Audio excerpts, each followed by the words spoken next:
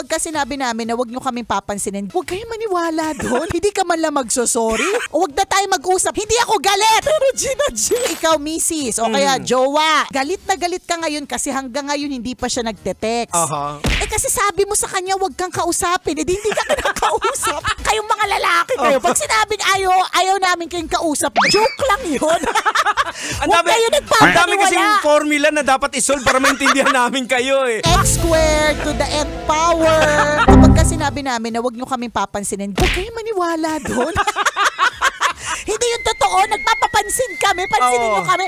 Kasi mas lalo kaming magagalit kung talagang tinutuon ninyo na huwag kaming kausapin. Tama. Minsan nga ginawa na nung lalaki, galit pa rin yung babae. O wag na tayo mag-usap, hindi ako galit. Pero Gina G. In-overthink ko na yung sitwasyon, yung pala, nagkakape lang siya. Nagngingit-ngit ka. Naghahanda ka na ng argument mo. Nireplay na namin sa utak namin lahat. Mga senaryo na pag may sinabi kayong ganito, ito yung rebut namin. Yan. Tapos pagdating ninyo, parang wala lang nangyari. Tara, kain tayo. Tara, kain tayo na parang, hindi ka man lang magsosorry. Hindi man lang natin to ipoproseso. Hayaan nyo na ganun kami. May sapa kami, di ba? Ang babae parang adobo, di kompleto pag walang tayo!